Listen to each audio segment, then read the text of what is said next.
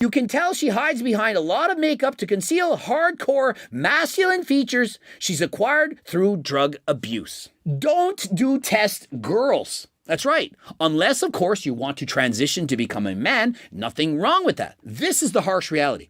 I'm telling you what you need to hear, not what you want to hear. You want to hear Jared Feather say, you are the one.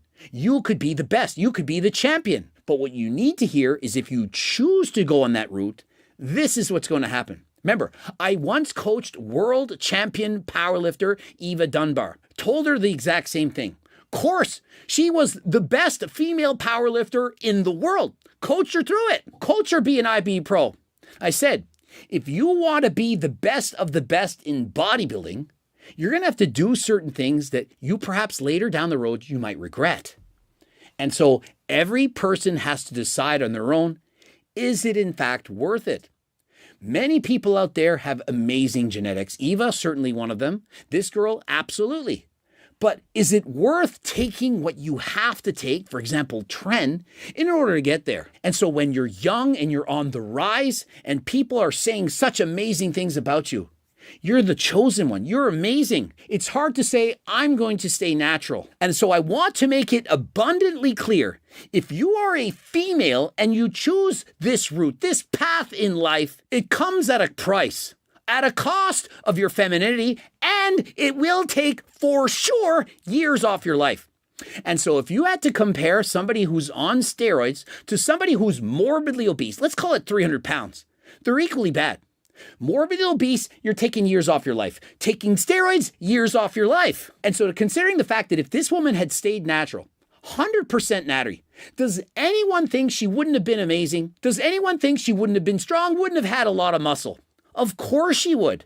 But she wanted to be the best of the best. And what do you have to take? You have to take what they're taking. And so this is what I don't like.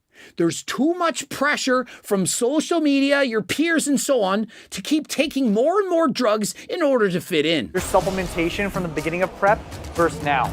Like steroids? We started with just and now we've added in some. And so she says, I'm taking test and I've added in some Anavar. And so I believe she's saying we started with just Primo and we've since then added in Anavar. And you're thinking, yeah, it's only two things. But what dose? At what dose? There's a big difference between, say, taking 5 milligrams of Anavar and taking 50. And so just because you're taking one or two of perhaps the milder steroids, doesn't mean that you're safe. My coaches are like super health conscious. Okay. She had a nosebleed in the gym. Does she look like she's taking low doses? Does she sound like she's taking low doses?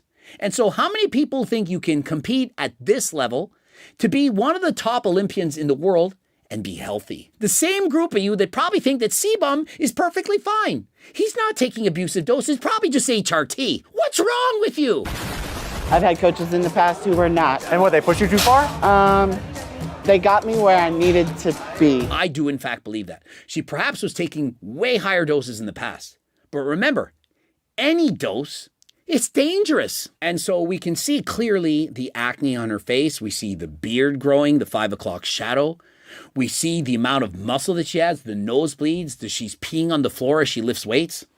Does she look healthy to you? How many of you think she has immaculate blood work? Doctors saying, oh, you probably live to be 90.